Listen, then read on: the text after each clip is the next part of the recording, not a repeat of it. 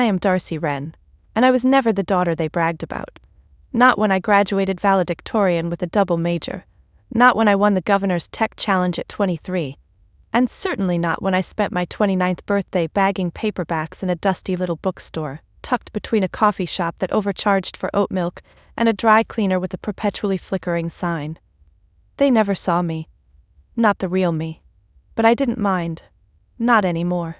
Because while my parents were busy parading my older brother Chase around in his tailored suits and lucrative mergers, and my sister Blythe with her obnoxiously symmetrical wedding and Pinterest-worthy baby announcements, I was hiding something far more scandalous. I had quietly built an educational tech company valued at just under $80 million. And no, I didn't wear that number on a lanyard. It started out as an idea. Then it became a coping mechanism. Then it became my entire world. But before I tell you how a dinner table meltdown turned into the most poetic mic drop of my life, let me know where you're watching from and hit subscribe. You'll want to see how this ends. Now back to that bookstore. I liked the smell of the place. Musty in a way that felt personal. Like stories had lingered there, refused to leave even after their pages faded. The owner, Marty, was in his 60s, half-deaf, and entirely uninterested in anything that couldn't be read on a page. That made him the perfect cover. He never asked why my hours were erratic, or why I sometimes took video calls in the storage room wearing a blazer over my apron. To him, I was that nice girl who shelved nonfiction alphabetically even when no one was watching. And I liked that. Most of the world saw me through that lens, a little odd, harmless, forgettable. What they didn't see was the second phone in my messenger bag, the one with encrypted apps and a Slack thread that buzzed non-stop with updates from a 26-person remote team scattered across 5 countries. I founded LearnNest 3 years ago after tutoring a bright but painfully shy 10-year-old named Penny. She hated school, loved learning. Her parents were drowning in work and guilt, and I thought, what if kids like her didn't have to choose between emotional safety and education? What if the learning adjusted to them instead of forcing them to adjust to it? By the time my beta launched, I had thousands of signups from parents like hers. Word spread, investors noticed, but I kept quiet. Why? Because I'd learned the hard way what attention cost in my family. The more they knew about me, the more they dismissed. They liked me small, they liked me silent. A family doesn't have room for 3 stars, and Chase and Blythe already filled that quota. So I let them believe I was just Darcy, the one with the weird job. And tonight, I was expected to show up to yet another excruciating family dinner pretending I hadn't just signed a term sheet with Horizon Capital. "You're not seriously going to this thing, are you?" Bailey asked, plopping down on the stool across from me. She worked the espresso bar next door and had been my accidental therapist for the past 6 months. "I am," I said, stuffing my laptop into my tote. "Just for a couple hours." Enough time for Blythe to comment on my hair and Chase to condescend about my little shop girl life. "You could tell them," she said, almost pleading. "Drop the bomb, just once," I smiled. "That's not how it works." Bailey exhaled hard. "You know you're a freaking superhero, right? You're Batman in yoga pants." I laughed, but it came out hollow, because deep down I wanted to believe that when they found out it would mean something. That it would finally change the way they looked at me. That maybe I'd be enough. But I knew better. The truth? I didn't want to hurt them with it. I wanted them to see me, and regret never trying. As I closed the shop that night, I checked my inbox one last time. The final wire confirmation had just cleared. It was real. I was now, officially, the CEO of an $80 million company. And tomorrow night, I'd be sitting across from people who still thought I couldn't afford parking validation. The first time I realized I was invisible to them, I was 12. I had just won first place in the regional science fair. Beat out high schoolers even. My project was a voice-controlled robot that helped my aunt navigate her kitchen after her hip surgery. I stayed up 3 nights straight, finishing the prototype with duct tape and salvaged Roomba parts. I remember the moment I walked into the house with my ribbon and certificate clutched like treasure. My cheeks were flushed, my sneakers muddy from the school lawn. But inside, the living room was glowing with candlelight, music soft and expensive sounding. Chase was being celebrated for scoring a winning goal in lacrosse, Some semi-finals thing that sounded important but wasn't even state level. There was a cake. There were balloons. I stood at the edge of the room with my certificate still in hand. My mom caught sight of me, smiled absently, then turned back to slice a piece of cake for Chase's girlfriend. I taped the certificate to my bedroom wall that night and didn't bring it up again. That's how it always was. Birthdays? Chase got a weekend ski trip in Vale.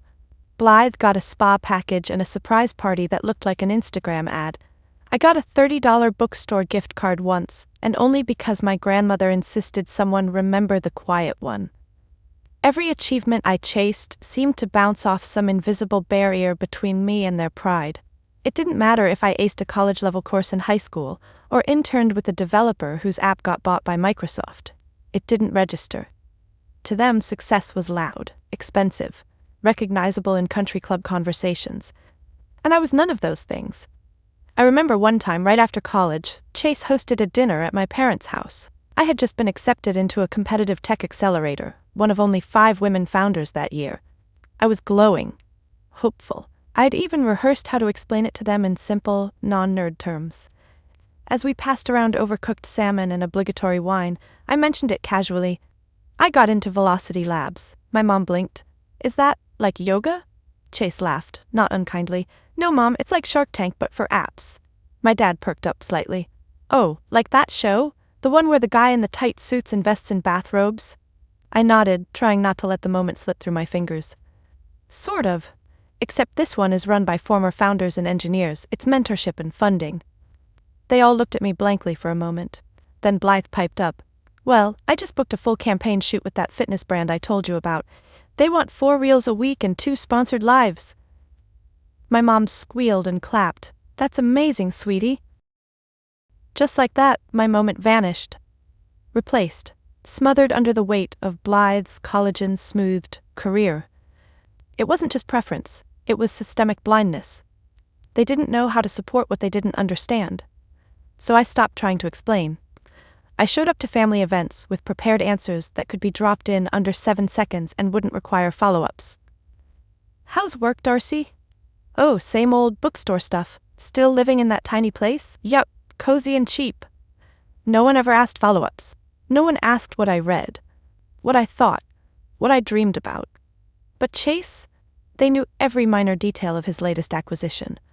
They could recite Blythe's brand partnerships better than she could.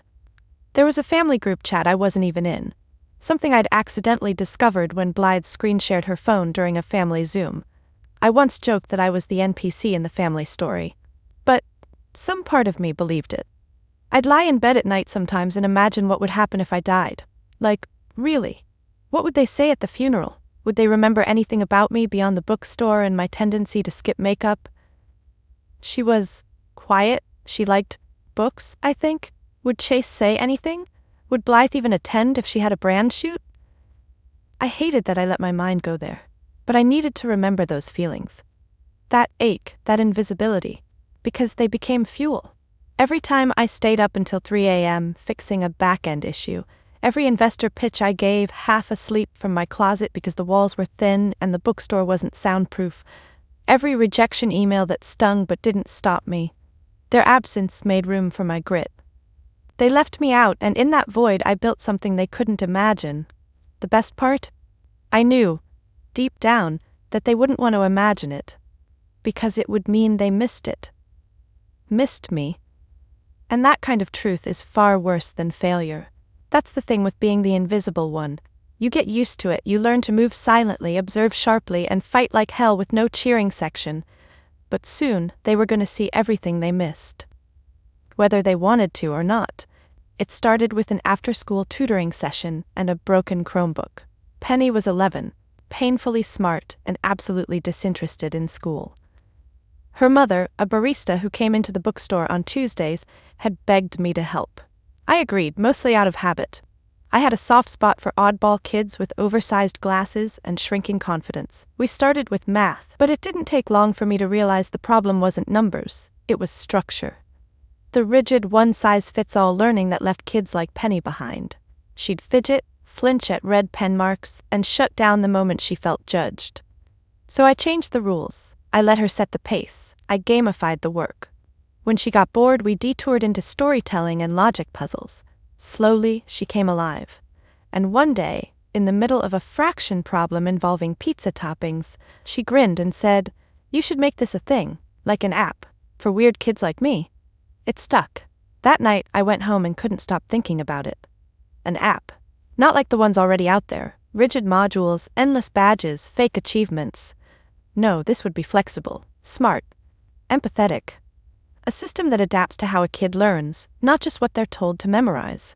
I stayed up all night sketching wireframes on printer paper. I named it Learn Nest, a soft place to grow from, not just perform in. I had no capital, no team, no roadmap, but I had fury and purpose. They left me out, and in that void, I built something they couldn't imagine. The best part? I knew deep down that they wouldn't want to imagine it, because it would mean they missed it. Missed me. And that kind of truth is far worse than failure. That's the thing with being the invisible one. You get used to it. You learn to move silently, observe sharply, and fight like hell with no cheering section. But soon, they were going to see everything they missed, whether they wanted to or not. It started with an after-school tutoring session and a broken Chromebook. Penny was 11, painfully smart, and absolutely disinterested in school. Her mother, a barista who came into the bookstore on Tuesdays, had begged me to help. I agreed, mostly out of habit. I had a soft spot for oddball kids with oversized glasses and shrinking confidence. We started with math, but it didn't take long for me to realize the problem wasn't numbers, it was structure. The rigid, one-size-fits-all learning that left kids like Penny behind. She'd fidget, flinch at red pen marks, and shut down the moment she felt judged. So I changed the rules. I let her set the pace. I gamified the work. When she got bored, we detoured into storytelling and logic puzzles. Slowly, she came alive. And one day, in the middle of a fraction problem involving pizza toppings, she grinned and said, "You should make this a thing, like an app, for weird kids like me." It stuck. That night, I went home and couldn't stop thinking about it. An app. Not like the ones already out there, rigid modules, endless badges, fake achievements. No, this would be flexible, smart, empathetic. A system that adapts to how a kid learns, not just what they're told to memorize. I stayed up all night sketching wireframes on printer paper. I named it Learn Nest, a soft place to grow from, not just perform in. I had no capital, no team, no roadmap, but I had fury and purpose. For a year, I worked double shifts. Morning inventory at the bookstore, tutoring in the afternoons, and Learn Nest at night.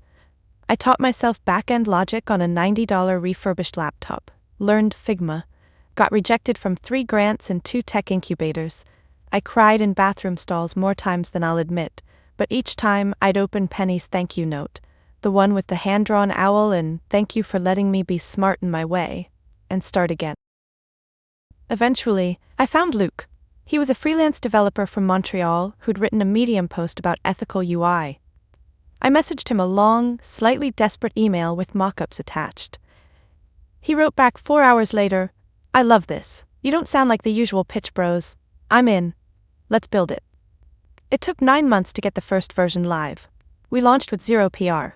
Just a few Reddit posts, a quietly honest landing page, and one heartfelt testimonial from Penny's mom. The waitlist hit 5,000 in a week.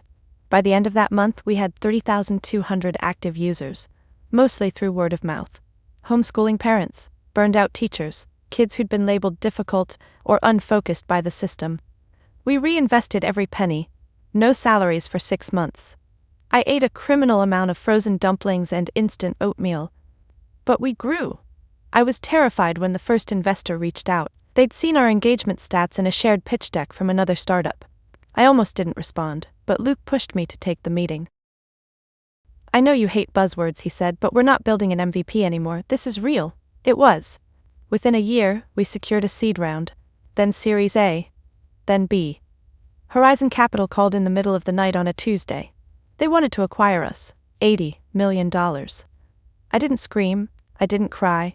I sat on my futon, still in my bookstore apron, and stared at the wall like someone had just unplugged my thoughts. I called Luke. "Did we just—" "We did," he whispered. But here's the part I didn't tell anyone. I wasn't ready to come out of hiding. It wasn't fear, not exactly. It was possession. Learn Nest wasn't just a startup. It was mine. my sanctuary, my way of rewriting the rules they'd always forced me to live by. If I let my family see it, touch it, it would change. They'd twist it into something to show off, to leverage, to brag about. I wasn't ready for that. So I said nothing. Even after the Forbes blurb, even after the educational podcast features and LinkedIn tags. I kept my social media dark, declined interviews, told Marty I was working on a side project when he caught me Skyping with our UX lead. Every time the money came up, I redirected. Not because I was ashamed, but because it wasn't finished yet. It wasn't mine enough yet. Until the papers were signed, until it was done. And now it was. Which made the timing exquisitely ironic, because in less than 24 hours, I'd be sitting across from the very people who thought I was wasting my potential, while knowing I had built more than any of them ever dreamed. I just had to get through one more dinner. One last round of pretending. Then the truth would come. Whether they liked it or not. I stared at my reflection in the bathroom mirror for way too long. Not because I was trying to look good. God, no. I gave up trying to impress them years ago. But because I needed to remember who I was before I walked into that house, before I was surrounded by the faint cologne of judgment and the crisp crackle of passive-aggressive linen napkins. I pulled on my usual. Black jeans, a soft navy blouse, my worn leather boots, the same ones they once mocked for lacking ambition. I didn't need to perform, not tonight. My email pinged, subject line, final confirmation, LearnNest acquisition. I clicked it open slowly, like it might bite. There it was, the signature, the number, the wire routing notice. $80 million. No longer theoretical. No more hopeful waiting. Horizon Capital had bought LearnNest, and I still owned 68%. I closed the laptop, leaned back on my bed, and let out a single breath. Not quite a laugh. Not quite a sob. Just breath. Like my body was finally processing oxygen again after years of holding it in. I should have felt euphoric. I should have popped a bottle of something or texted someone with a string of emojis and exclamation points. Instead, I just felt steady. And then my phone buzzed. Don't forget it's a 7 p.m. start tonight. Dress is polished casual. Blythe is bringing the twins. Of course she was. I dropped the phone face down on the comforter. This wasn't just any dinner, it was the annual Wren Family Roundtable. Their words, not mine. A rotating, once-a-year event where we gathered under chandeliers and drank wine that cost more than my first car. Chase usually talked about his portfolio. Blythe usually monologued about algorithms and follower growth. Dad would nod approvingly, while Mom gently hinted at their country club's charity gala. Me? I was expected to smile and give a 5-second update that made them feel like I was doing fine enough not to be pitied, but not so fine they had to feel threatened. Polished casual. The dinner was being held at the Quoin, a private estate-style restaurant with absurd dress codes and overly curated butter. I'd never actually been inside. Last year, I dropped out last minute claiming a stomach bug, when really, I just couldn't stand watching them pretend we were a close-knit unit. Tonight though, I had to go.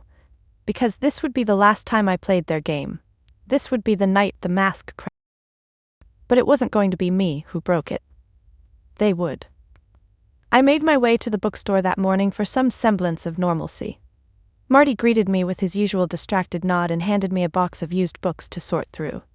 Rough day ahead? He asked, noticing the way I was chewing my lip. Family dinner, I said flatly. He winced. Oof, good luck. You want to borrow a hardcover to use as armor? I smiled. Already got one in my bag. He didn't know I meant a 96-page printout of our investor brief, tucked neatly between a copy of Jane Eyre and Startup School for Misfits. That afternoon, I met Luke at the corner cafe for a quick debrief. He was buzzed with the energy of it all, talking about next stages and scaling with intention, but paused when he saw my face. You okay? Just trying to stay grounded, I said, sipping my cold brew. I haven't told them. They still think I work here and tutor on the side. He blinked. You're kidding. I shook my head. I want them to see it the way strangers do, not as some family favor, not as a hobby, but as real, public, unignorable. He paused, then nodded. So you're letting the headlines hit first? Exactly. I walk into that dinner as me, and let the world catch them off guard. He raised his coffee. To poetic justice. I tapped mine to his. To finally being undeniable. As the sky turned gold with early evening, I made my way home, changed, and stood once again in front of the mirror, This time I looked myself straight in the eyes. "You're not walking in for their approval," I whispered. "You're walking in with truth." The car pulled up just as I checked my phone. 2 notifications from an education blogger, a LinkedIn tag from an EdTech thought leader, and an email with the subject line, "Breaking. Horizon Capital acquires LearnNest in $80 deal." Perfect timing. By the time dinner started, the internet would already know. I stepped outside into the warm air, slipped into the back seat, and smiled to myself. Let the show begin. The valet took my keys without looking me in the eye. Not that I blamed him. My car wasn't exactly a statement piece, just a dusty, aging Toyota Corolla with a stubborn glove box and a coffee stain on the passenger seat. It didn't scream, "Wren family," more like a whisper from someone they forgot existed. The coin loomed like an architectural sneer, all sleek glass panels and perfectly pruned hedges. Inside, everything glimmered. Low, amber lighting, polished stone floors, and diners dressed like catalog models. As I walked past the hostess stand, I heard someone mutter, "Bookish chic," behind me. I almost laughed. If only they knew. "Wren party," I said. "Right this way, miss." She led me through a maze of intimate tables, all occupied by people speaking in low rehearsed tones. The kind of people who performed dinners like theater, where the wine was more important than the company. And then I saw them. My family. Chase was already sipping something golden from a cut glass tumbler. Blythe was arranging her twins' iPads just so, probably to capture a candid for her Life with Littles account. Dad was staring at his phone, lips pressed into that permanent line of mild irritation. Mom waved the moment she saw me, not warmly but with the tight-lipped relief of someone who didn't want to explain an empty chair. "There you are, Darcy," she said, kissing the air near my cheek. "We were starting to think you bailed again." "Hi, Mom," I said, sliding into the only remaining seat, conveniently positioned between Blythe's diaper bag and Chase's elbow room. "Still working at the—" "What was it again?" my dad asked without looking up. "The bookstore," I said. Right, he nodded vaguely. "Still playing with paper?" Chase grinned.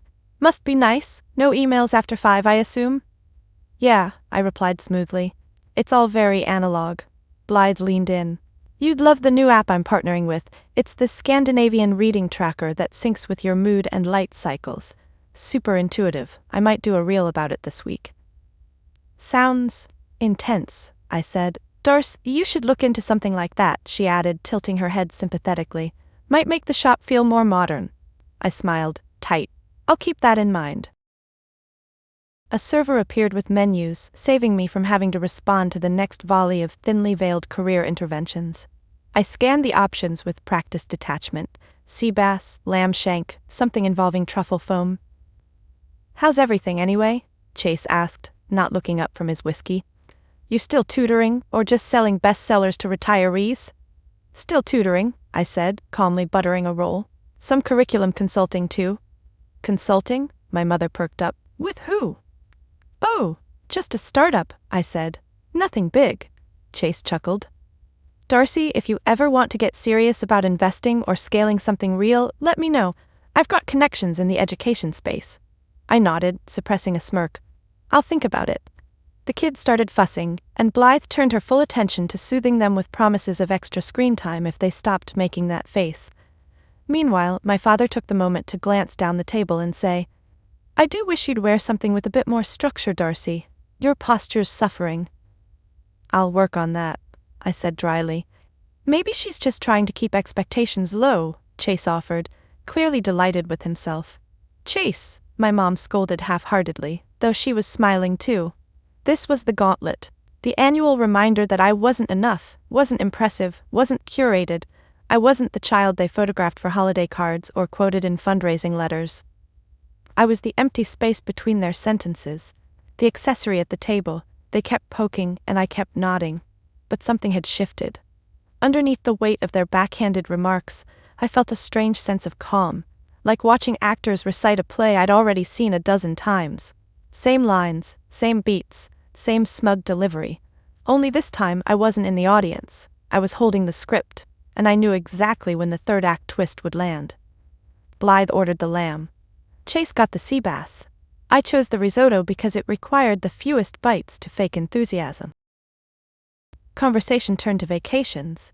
"We're thinking Tuscany this fall," Mom said, twirling her wine. We might bring Blythe and the kids. Chase said he's too busy with acquisitions. I have a summit in Dubai, Chase said, like he was ordering a latte. How exotic, I offered. I hear their prisons have better Wi-Fi than our airports. No one laughed, not that I expected them to. Then as the entrees arrived, my father cleared his throat. Darcy, he said, pausing for effect, we've been meaning to talk to you about something, as a family. And just like that, the risotto turned to ash in my mouth. Here it comes. We've been talking, my father began, folding his napkin with ceremonial precision, and we feel it's time to have a more mature conversation about your future. Ah, mature. The family's favorite code word for controllable. Blythe glanced over at me with a carefully rehearsed look of concern. Chase was swirling his wine, clearly bored but enjoying the drama. Mom shifted uncomfortably in her seat, her pearl earrings catching the candlelight as if they too were bracing for impact.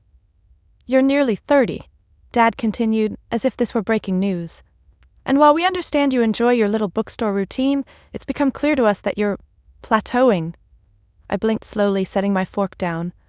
We just worry, Mom said, jumping in now, the softness in her voice perfectly calibrated, that you've settled into something small, and that maybe you've convinced yourself it's enough because it's safe. I let the silence stretch. Let them hear it ringing in their own heads. So, we had a family discussion, Dad continued, and we think it's time you start considering a more sustainable path. What does that mean? I asked, though I already knew. It means, Chase said, finally looking at me, that we're tired of watching you float. We have a family trust. We have resources. We've offered you internships, consulting gigs, guidance. Unpaid coffee runs, I corrected quietly. But you've made it clear you're not interested, he finished, ignoring me. Blythe leaned forward now, her tone syrupy.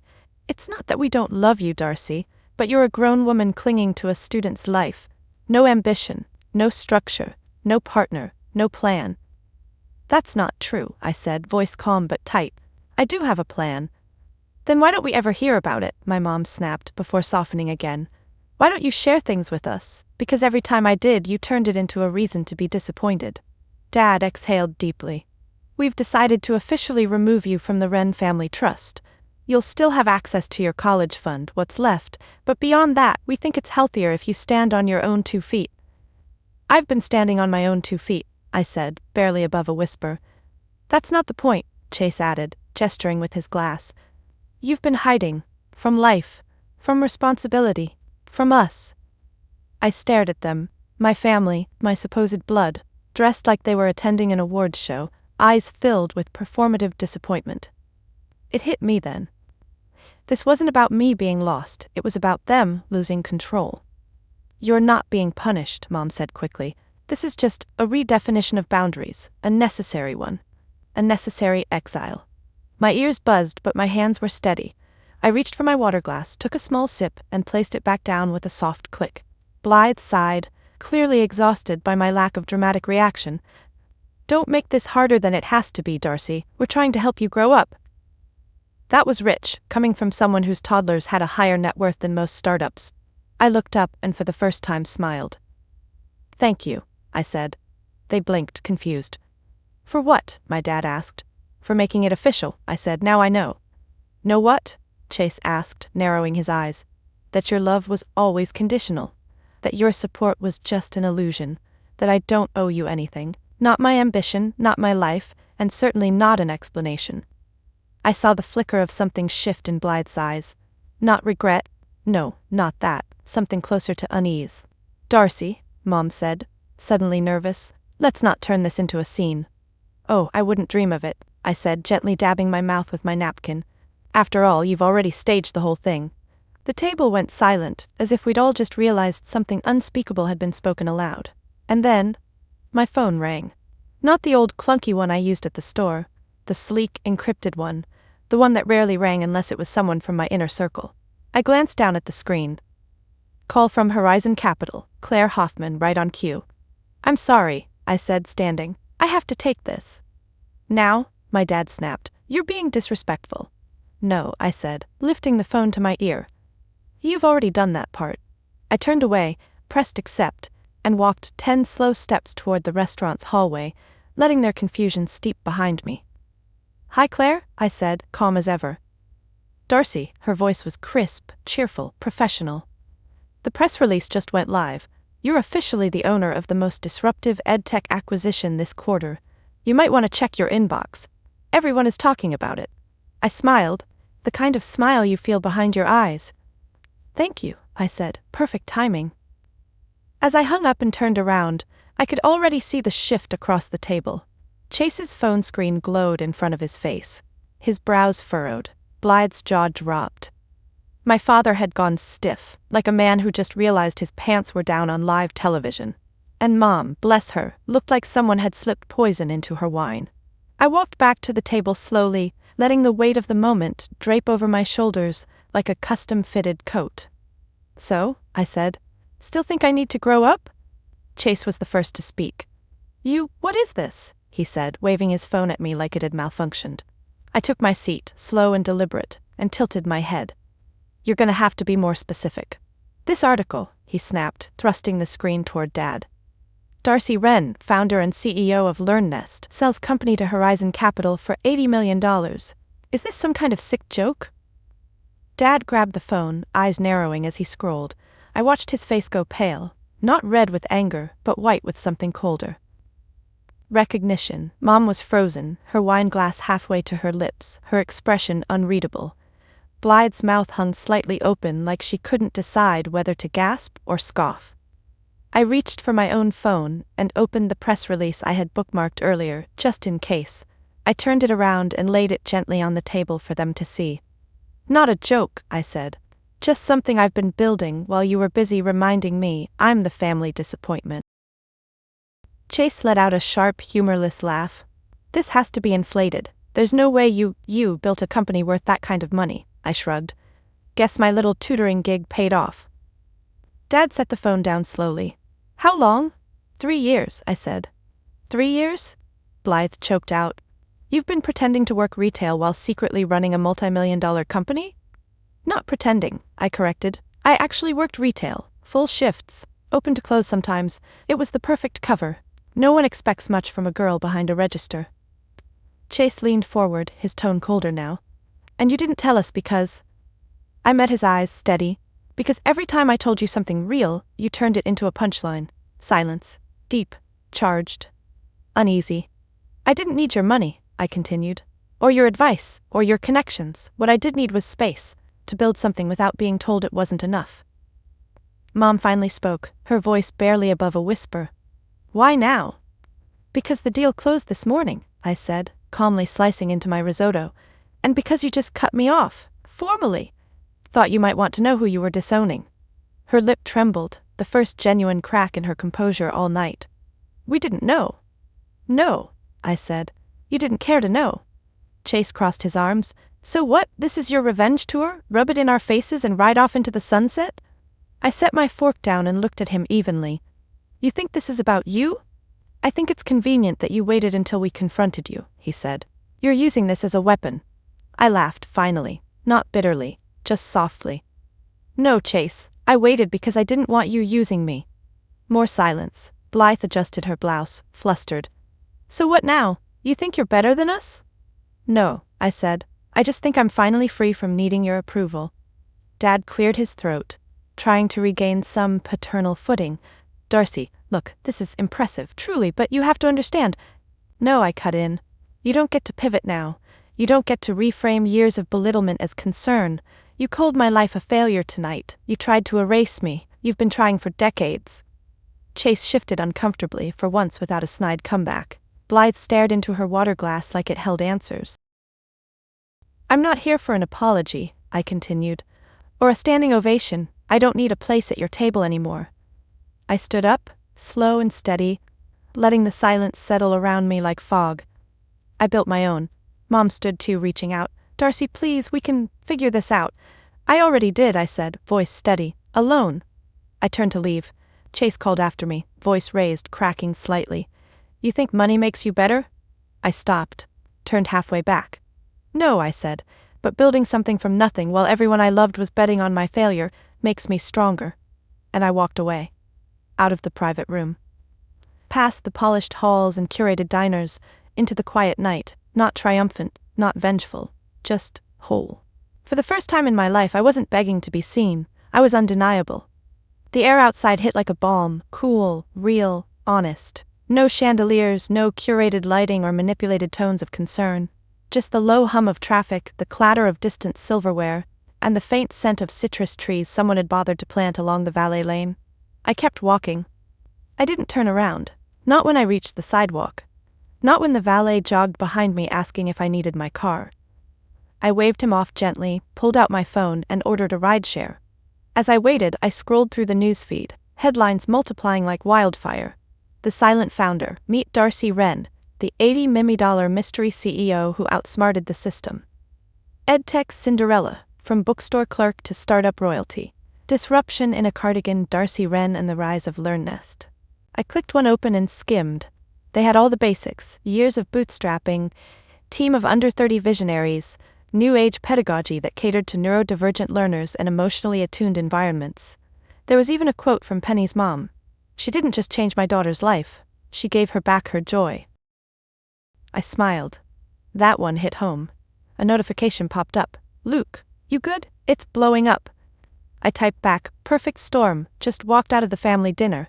Another message, Bailey, OMG, the article, you legend. Are they dead? Close, I replied. Spiritually at least. The car arrived and I slid into the back seat, giving the driver a small smile. Rough night? He asked kindly. I glanced in the rearview mirror and shrugged. More like overdue clarity. As we drove, I replayed the dinner in my head. Not to second guess, but to observe one last time the people I used to orbit my self-worth around. Their faces when the truth cracked their illusions, their stunned silence, the exposed hypocrisy. And here's the thing I hadn't expected. I didn't feel triumphant. I felt clean. For so long I'd dreamed of that moment, of the reveal, the gasp, the stunned silence. And yes, it was satisfying. But not because it proved me right, it proved me free. They had disowned me with the intention of cutting me down, stripping away what little leverage they assumed I had. Instead, they cut the last thread I'd been clinging to. I owed them nothing now. I didn't need to explain why I skipped birthdays or stayed silent in group texts. I didn't need to play small or filter my truth through their lens of palatability. The mask had cracked, and I had no desire to glue it back together. My phone buzzed again, this time with a group notification. Wren family chat. Chase, can we talk tomorrow? Just us siblings? Darcy, we had no idea. We're proud of you, truly. I think we got off on the wrong foot tonight. Let's fix it. I hovered over the thread, thumb poised above the reply box. Then I muted the conversation. Not blocked, not deleted. Just silenced. They could scramble all they wanted now. Patch their egos, reshape their story to include me. Turn me into the prodigal daughter who finally figured it out. But I wasn't going back. Not to that table. Not to that hierarchy. Not to that version of me. They didn't get to rewrite my story just because it suddenly looked better on paper. The car pulled up in front of my apartment.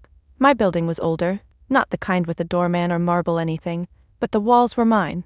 The rent was paid in full for the year, the Wi-Fi was God tier, and the neighbors knew my name. As I walked inside, I passed my reflection in the glass doors. No makeup, hair slightly frizzy, bookstore boots, and I had never felt more powerful. I climbed the stairs, unlocked my door, and was immediately greeted by my cat, Poe, who yawned like he'd also had a long day pretending not to be royalty. I set down my bag, opened my laptop, and typed one line into my journal. You did not need their applause, you needed your own permission. I closed it, breathed deep, and let the stillness wrap around me. There would be press tomorrow. Messages. Maybe apologies. Maybe invitations. But tonight, I reclaimed something they never even noticed they took. Me. Bailey was already at my door when I opened it the next morning, hoodie half-zipped, holding 2 coffees and a bag of croissants like an honorary member of a post-breakup support group. Tell me everything, she said, barging in before I could even say hi. I raised an eyebrow. You know most of it. You sent me 8 reaction memes at midnight. She flopped onto my couch, toed off her sneakers, and handed me a latte. Yeah, but I need the unfiltered, post-apocalyptic family dinner debrief. Did they faint, cry, spontaneously combust? I laughed, really laughed for the first time in days. Not quite, But I did get officially disowned before the article dropped, so that was poetic. Bailey's eyes widened. Wait, they cut you off before knowing you were an 8-figure founder? Yup, I said, popping a croissant in my mouth. Right before the Horizon call came through. She stared at me in awe. God, I wish I'd been there. That's better than any reality show I've ever hate-watched. Honestly? I said, curling into the corner of the couch. It was weird. For a second I thought it would feel amazing, that vindication would rush in like confetti and champagne. And instead it felt sad. Clean, but sad, like scrubbing off a tattoo you once thought you'd die with. Bailey nodded. You know what I think? You were grieving the fantasy. I blinked. What fantasy? That one day they'd see you, like really see you, not just for what you built, but for who you are when you're not trying to prove anything. That one hit. I looked away. Yeah, I guess I held on to that longer than I should have. Well, welcome to the tribe, she said, raising her coffee like a toast. We're the chosen family now, no membership fees, just unconditional snacks and emotional support. And it wasn't just Bailey. Later that afternoon, Luke called. Press wants quotes, we've got 3 podcast invites, also, Penny's mom sent a 2-page letter. Said she cried when she read the announcement. I felt something twist inside, warm, fragile. She was the first one who believed in it, I said softly. No, Luke said. You were. Then came the emails. Not from blood, but from people who saw me. Former bookstore regulars who thanked me for always remembering their favorite genres. Parents of kids who used LearnNest and said things like, my son doesn't cry before school anymore. A former classmate messaged, you were always the smart, quiet one. I'm not surprised, I'm just proud. No performative compliments, no polished pity, just real people saying real things. That night, I sat on my rooftop with a blanket and a cheap bottle of kava and texted everyone who mattered, not to brag but to say thank you. Thank you for seeing me when my own family didn't. Thank you for reminding me I wasn't invisible. Even Poe got a sardine. The stars were out but dull from city light. Still, they felt closer. For years, I'd been orbiting my family's gravity, convinced their recognition was the sun. Turns out, they were just another planet. And I had built my own galaxy. Chosen family doesn't always look like you expect. Sometimes it's a barista with emotional intuition, a quiet co-founder with ethical code, a cat named after a moody poet, a kid who once hated school and now teaches her baby brother how to spell in colors. Sometimes your real family finds you. And they don't need a press release to know your worth. The next morning I woke up to a bouquet of sunflowers on my doorstep. No note, no sender name. Just a small tag that read, for the woman who bloomed where she wasn't planned. I didn't cry. But I let myself feel it, the warmth, the affirmation, the weight of being seen without having to beg for it, because that's what this new chapter was about, boundaries born from clarity, not resentment, not revenge. I brewed coffee, fed Poe, then opened my inbox with deliberate calm. Dozens of unread emails, news alerts, media inquiries. The Horizon PR team had already flagged the top 10 requests and gently suggested I hire a communications consultant. I replied, only interested in the ones that care about the mission, not the headline. Then I clicked Do Not Disturb on everything. Because before I dealt with the world, I needed to finish something else, my letter to them. Not the public, them, my family. Not because I owed them closure, but because I did. I opened a blank document and typed slowly, to the family who taught me what silence can do. I used to think love meant being accepted. Now I know it means being respected. You never had to believe in my dreams. But what you did, belittling them, ignoring them, reshaping me into something you could manage, that was a quiet violence. I don't write this to change your minds. I write it because I'm done shrinking to fit your rooms. I've built my own now, and it has windows and warmth and the kind of people who don't need titles or trust funds to be proud of me. I'm not angry anymore, just unavailable, wishing you peace from a distance you created. Darcy, I saved it, printed it, slid it into an envelope and mailed it with no return address. Not for drama. For release. The next thing I did was change the locks on my emotional door. No more just checking in texts from mom that were really probes for gossip. No more last-minute requests for family photos when they needed to look unified. No more being tagged in their lives when I wasn't invited into them. I didn't block them. I didn't need to. I had drawn the line so clearly they wouldn't dare step over it.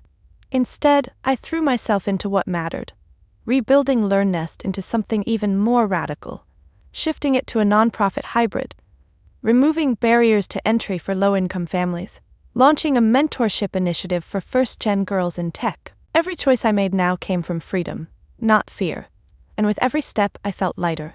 My apartment, once a hiding place, now felt like a headquarters. I replaced my rickety desk with a real one, got an espresso machine, hung photos of the team, laughing, working, building, not a single family photo in sight. The boundaries weren't just emotional, they were architectural. And then came the test. Mom emailed, just one line. Saw the news, your grandmother would have been proud. Dinner next week?